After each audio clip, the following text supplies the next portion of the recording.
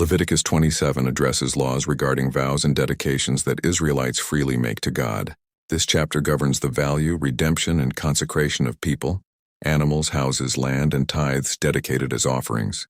The chapter begins by explaining how a person who makes a vow to dedicate someone, such as a family member, to the Lord must pay a specific valuation based on age and gender.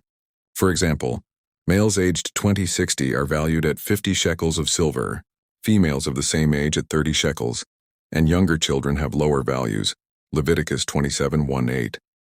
This system allowed symbolic dedication to God through monetary payment, rather than permanent service in the sanctuary.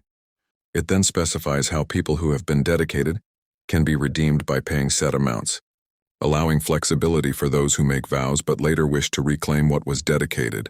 Leviticus 27:9-13. Animals that cannot be offered as sacrifices due to defects can also be redeemed by paying their value, plus an extra fifth. The chapter proceeds to address the consecration of houses and land. Land dedicated to the Lord is valued based on the number of years left until the next Jubilee.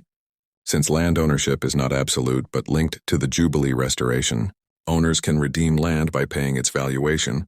However, houses in walled cities are assigned fixed prices and cannot be redeemed in the same way. Leviticus 27:14-25.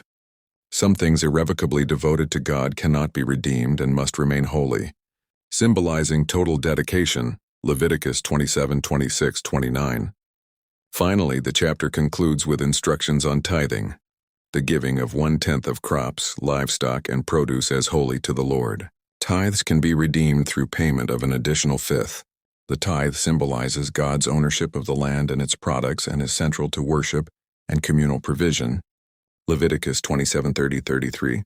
The chapter ends reaffirming that these are the commandments the Lord gave Moses on Mount Sinai, emphasizing their divine authority and the significance of vows and consecrations as expressions of commitment to God.